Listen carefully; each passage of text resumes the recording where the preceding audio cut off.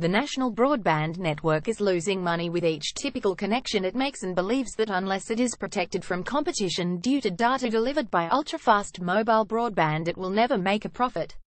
The company's concerns have been detailed by Chief Executive Bill Morrow in an exclusive interview ahead of a Four Corners report on Monday that it fears will suggest the whole thing is a mess. We collect about $43 per month from retail service providers for each home they sell into, Mr. Morrow said. In order to recover costs we need $52. We, NBN and the board, are betting that future applications are going to bring more value into homes, that they are going to need more bandwidth or more data and that the retail service providers will pay us more.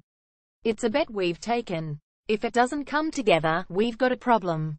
Asked whether NBN could withstand competition from data delivered by new ultra-fast 5G networks that didn't need connections to houses, Mr. Morrow said forget about 5G for a moment, even the antenna technology using 4G is a viable alternative to NBN where the towers are already up. Think about the NBN business model. The only reason we are able to get connections into those 2 million difficult-to-wire homes that are cost-prohibitive is because we are taking margin from low-cost city areas. As soon as competitors eat into these margins through enhanced antenna technology, we've got a problem.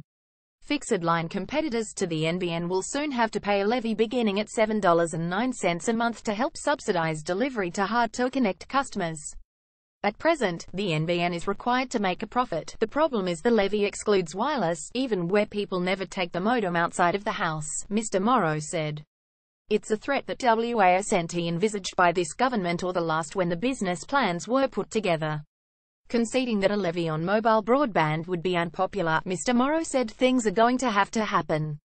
The government has two options: to regulate to protect this model, or to realize that the NBN won't have the finances it thought and might require some off-budget monies to go in to make it happen.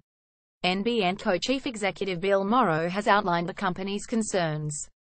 Photo Daniel Munoz. At the moment, the NBN is required to make a profit, repaying government loans and returning the government's investment through dividends.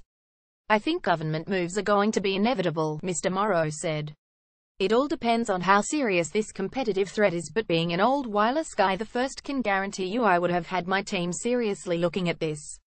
Fixed-line competitors to the NBN will soon have to pay a levy beginning at $7.09 a month. In April, internet service provider TPG spent $1.3 billion on wireless spectrum in what was widely interpreted to be a move into mobile data.